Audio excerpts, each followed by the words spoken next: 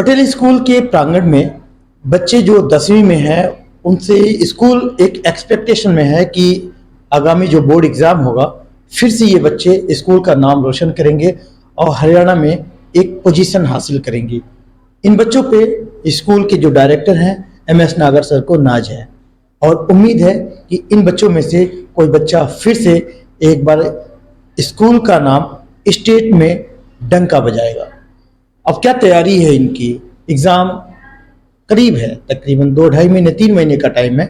इतने में क्या कुछ तैयारी कर रहे हैं, कैसा इनका शेड्यूल होता है, वो कुछ जानने की आज इच्छा हुई। आप लोग 10वीं की कक्षा के हो आई थिंक, तो क्या तैयारी चल रहा है? बोर्ड एग्ज़ाम तो फिलहाल अभी दूर है, लेकिन पीछे का अगर बोर्ड रिजल्ट देखें तो स्कूल आपका टॉपर रहा है इस एरिया में। तो कुछ आप लोगों ने तैयारी किया है? क्या तैयारी चल रही है आप लोगों की? से हम टीचर जो चैप्टर करा देते हैं उसको पढ़ने के साथ साथ हम खुद भी उस चैप्टर को पढ़ते हैं, ताकि जो अगर कोई कॉन्सेप्ट वगैरह नहीं समझ में आए तो हम उसे समझ सकें। और जैसे अगर सिलेबस में उस टॉपिक में से कोई और क्वेश्चन आ गया कुछ और तरीके से, तो हम उसको कर सकेंगे, ताकि हमें उस कॉन्सेप्ट है वो क्लियर है, तो हम उससे रिलेटेड जो भी क्वेश्चन आएंगे तो वो हम उनको अच्छे से कर पाएंगे। और एक्स्ट्रा अपने अपने खुद नोट्स बनाना, शॉर्ट नोट्स बनाना और चैप्टर्स को अच्छे तरीके से पढ़ना और टीचर का पढ़ाया हुआ भी साथ साथ पढ़ना। फिलहाल 6 है, आप 6 में से किसका सबसे बेहतर नंबर होगा? टॉप कौन करेगा? वो अभी तो फिलहाल बात करें तो आप 6 में से वो तो पता नहीं कौन कैसी मेहनत करता है, उस पर डिपेंड करता है कौन कितनी मेहनत करता है। क्या पता जो स्कूल के रिजल्ट में पीछे हो वो आगे निकल जाए, क्या पता। और जो सबकी तैयारी है वो तो सब अपनी अपनी तैयारी जानते हैं, और स्कूल में तो सब वही पढ़ते हैं जो टीचर पढ़ाते हैं। घर पे कौन कैसा पढ़ता है उस पर डिपेंड करता है कि तो आप लोग अपनी आइडिया शेयर नहीं करना चाहते हो अभी फिलहाल कि भाई नहीं, कोई?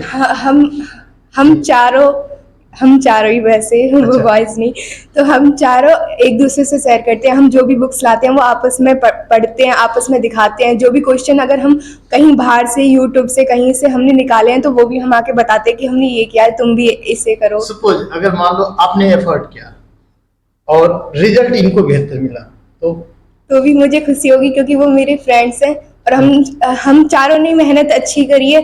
चारों में से अब कोई एक ही आगे निकलेगा, चारों तो नहीं निकल सकते। क्यों? फर्स्ट सेकंड थर्ड तो आ सकते हो।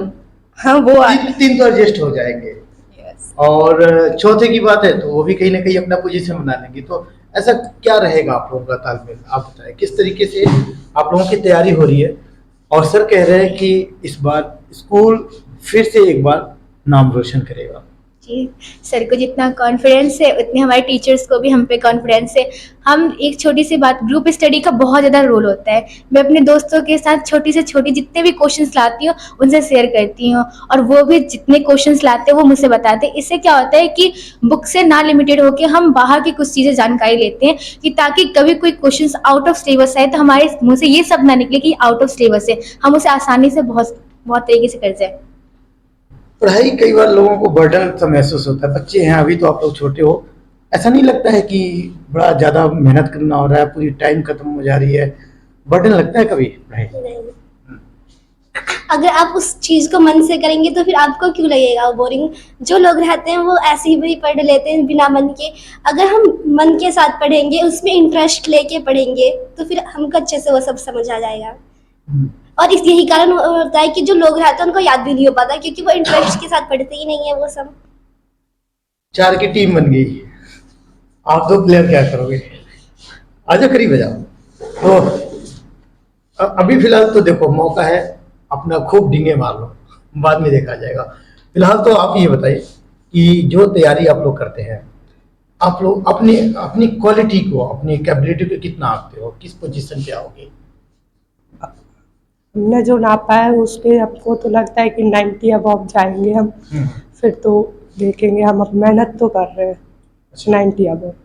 90 अबव किस बेस पे कह पाओगे कि 90 अबव आ जाएंगे? कैसे? मेहनत के हिसाब से, मेहनत हम कितनी कर रहे हैं, घर पे जाके कितना पढ़ रहे हैं, स्कूल में टीचर कितना पढ़ा रहे हैं और हम कितना पढ़ रहे हैं, और टीचर समझा रहे हैं हम उनको कितना समझ पा रहे हैं, और अपने एक्स्ट्रा पढ़ने के। देखो चीजें ये होती हैं कि सडनली अब हम बात करें, अभी तो हम पढ़ाई की बात कर रहे थे, अब हम आ जाते हैं एग्जाम के टाइम को। एट ए टाइम जब एग्जाम के दौरान आपके हाथ में पेपर है और आप बैठे हो तकरीबन कितने 2 घंटे के होते हैं या 3 घंटे में। अब उस पेपर में सपोज ऐसा लगा कि जो आपने पूरी 1 साल मेहनत किया उससे हट के आ गया, उस टाइम पे प्रेजेंट ऑफ माइंड क्या कह रही है आपकी, किस तरीके से? वैसे सर ने ये प्लान किया, साल भर मेहनत किया कि बच्चे लेके आएंगे, टॉपर बनेंगे, और वो सिलेबस जो कहा जा रहा है कि आजकल ट्रेंड बन गया, आउट ऑफ सिलेबस है, शायद वो क्वेश्चन नहीं आया जो जिसकी आपकी तैयारी है, फिर क्या कर पाओगे? कैसे आप लोग टॉपर बनोगे? एग्जैक्टली, ये तो क्वेश्चन कोई भी रिप्लाई करे सेम वही है कि जो आपके पेपर में क्वेश्चन आया नहीं उसके आउट ऑफ है। सर ऐसे कुछ नहीं होता, आउट ऑफ सिलेबस तो होता ही नहीं है। पहली बात, चैप्टर से रिलेटेड होता है। बेसिक ये होता है कि चैप्टर के अंदर से कुछ चीजें ऐसी होती है जिन्हें हम इग्नोर करते हैं, बट उन्हें भी पढ़ना चाहिए। तो हर समय मैंने अपने टीचर से भी ये चीज़ सीखी, या फिर जो पिछले ईयर टॉपर रहे उनसे भी, कि उस छोटी से छोटी चीज़ों को भी आप उतना ही इंपॉर्टेंस दो जितना कि आप पैराग्राफ को इंपॉर्टेंस देते हो। तो जाहिर सी बात है उससे आपके सारे क्वेश्चन अटेम्प्ट हो जाते हैं। तो कहीं ऐसा गुंजाइश लगता है कि कुछ जब एग्जाम हो, हम बात करें अगर मैथ के पेपर की या साइंस के पेपर की, थ्योरी या फिर कोई वर्ड, पर्टिकुलर वर्ड तो हर एक उसमें मिलते हैं, हर क्वेश्चन में मिल जाएंगे, उसका अच्छा से रिप्लाई, सपोज आपने वो क्वेश्चन की प्रॉपर जो आंसर होता है वो मिला ही नहीं आपको, तो कैसे आप उसको अटेम्प्ट करके उस सवाल का सेटिस्फाइड जवाब दे पाओगे? जो क्वेश्चन होते हैं, मतलब क्वेश्चन की थ्योरी चेंज हो सकती है लेकिन उसका मेथड तो चेंज नहीं होगा, करने का तरीका भी चेंज नहीं होगा, बस उसको वो थोड़ा सा घुमा देंगे, थोड़ा सा कम्प्लेक्स कर देंगे, बस बाकी मेथड सारा सेम रहता है। और वो अगर उसको समझ लेंगे अच्छे से तो तुम्हें पता भी चल जाएगा कि किस तरह से कर सकते हैं। फिलहाल अभी आप लोगों के लिए टफ क्या लग रहा है कि कौन सा सिलेबस ऐसा है जो थोड़ा सा आप लोगों को कुछ परसेंटेज डिक्रीज कर सकता है? कोई सिलेबस, मैथ, साइंस, कोई ऐसा सब्जेक्ट? ऑलमोस्ट सारे रेडी है। यस। फिलहाल अब बात करें कि आप लोगों की तैयारी और डेडिकेशन, अब फाइनली आप लोग बताओ, दिल से बताओ कौन आएगा फर्स्ट, इसमें कौन आ सकता है? वो तो उनकी मेहनत पे पता चलेगा। आइडिया अब 6 की बात हो रही है, नहीं। आप 6 में। नहीं बता सकते अच्छा, सर। ये राज नहीं खोलना अभी। नहीं, ये फिर भी हम नहीं कह सकते क्योंकि सबकी मेहनत अलग अलग है। तो अभी फिलहाल किसी को जजमेंट कर दो कि ये फर्स्ट आएगा, वो नहीं, तो ये गलत होगा। पढ़ाई से ऊपर आप लोगों का क्या दिनचर्या रहता है? कितना टाइम आप लोग पढ़ाई पे देते हो, कितना और काम पे देते हो, घर, फैमिली? हम पढ़ाई को सबसे ज़्यादा रखते हैं, पर फैमिली भी नहीं छोड़ी जाती, उन्हें भी थोड़ा सा टाइम, पापा के साथ थोड़ा सा टाइम। तो हम पढ़ाई के साथ साथ अपने घर वालों को भी टाइम देते हैं, और ऐसा नहीं है हम पढ़ते ही रहते हैं, थोड़ा सा टाइम, थोड़ा सा घूम लिया, कि थोड़ी सी बातें कर ली, इन सबको भी देते हैं। और हम पढ़ाई को तो सबसे ज़्यादा देते हैं, जैसे कि सुबह वो यहाँ से जाने के बाद 3 से 5 रिटर्न वर्क, फिर 7 से 10 अपना लर्निंग वर्क, फिर सुबह में 4 से 6 बजे तक रिवीजन। ये ऐसे ये हमारा जी पढ़ाई का शेड्यूल है। तो मोस्टली सेम वही रूटीन होता है इस हिसाब से, तो जैसे कॉमन लोगों का होता है, या फिर उससे थोड़ा सा स्पेशल आप लोगों का? नहीं बच्चे ऐसे बहुत हैं लेकिन आप लोगों के जब वो 6 गिन के निकाले गए हो, उन 6 बच्चों का रूटीन सेम और बच्चों के जैसा है या थोड़ा सा आप लोगों का स्टैंडर्ड है? सो थोड़ा सा अलग तो हो गई। हम हार्ड वर्क की जगह स्मार्ट वर्क करते हैं, लेकिन कम समय, जो भी हम जैसे मान लो कोई भी टॉपिक पढ़ रहे हैं तो उसको अच्छे से समझ के, उसको मतलब कि उसके जितने भी कॉन्सेप्ट हैं उनको अच्छे से क्लियर करके, तो वो कम समय में भी हो जाता है और अच्छे से भी हो जाता है, और वो याद भी रहता है। बस उससे कोई भी अगर क्वेश्चन आएगा तो वो भी इजीली हो जाएगा। सिलेबस कंप्लीट है आप लोगों के?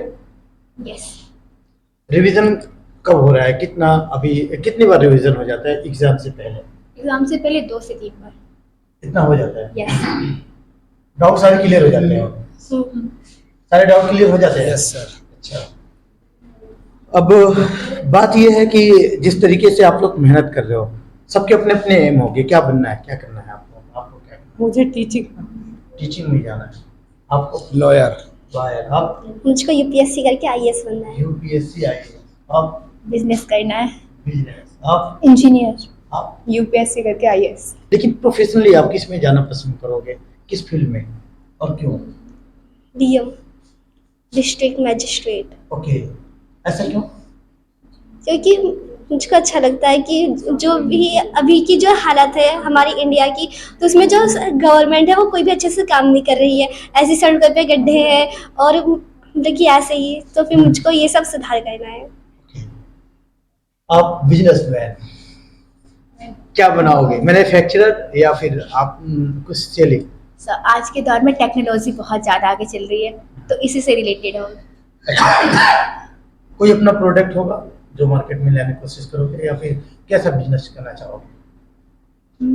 अभी डिसाइड कर रहे हैं, देखते हैं आगे फ्यूचर में फ्यूचर जनरेशन को क्या चीज़ चाहिए होती है, क्योंकि कोई भी कंपनी स्टार्ट होती है या फिर कोई भी कंपनी प्रोड्यूसर जो भी होता है उसे क्या चाहिए वो मेंशन होता है कि सबसे पहले लोग की डिमांड क्या है मार्केट के अंदर में, तो उस हिसाब से डिसाइड करूँगी कि इन द फ्यूचर। आप इंजीनियर। तो आप बनाओगे, क्या बनाओगे? मैं टेक्नोलॉजी का इस तरह से यूज़ करूँगी ताकि उसको एनवायरनमेंट पे भी कोई इफेक्ट ना हो और वो ह्यूमंस के लिए और भी जीव जंतु उन सब के लिए हेल्पफुल हो, इस तरह का। आपका क्या चॉइस होगा, किस लाइन में प्रिफर करोगे अपने आप को? क्राइम लाइन में। क्राइम, अच्छा क्यों? इनको बचाना है। एक वकील और दूसरा एक टॉप लेवल का अधिकारी, ज्यादा क्राइम होगा तो वकील साहब को दोगे। ब्लैक को और बिजनेसमैन भी है, कुछ काम कराना है यहाँ, इंजीनियर यहाँ बैठे हुए हैं, दूसरे आईएएस वहाँ पे हैं। बहरहाल हम एक टॉप लेवल के अधिकारी की बात कर रहे हैं, तो क्राइम को क्यों आपने सोचा कि क्राइम को ही?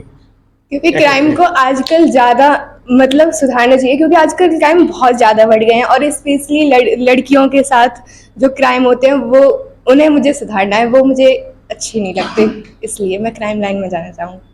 देश दुनिया की हर लेटेस्ट खबर देखने के लिए सब्सक्राइब करें हमारे चैनल PNN को और साथ ही बेल आइकन दबाना ना भूलें।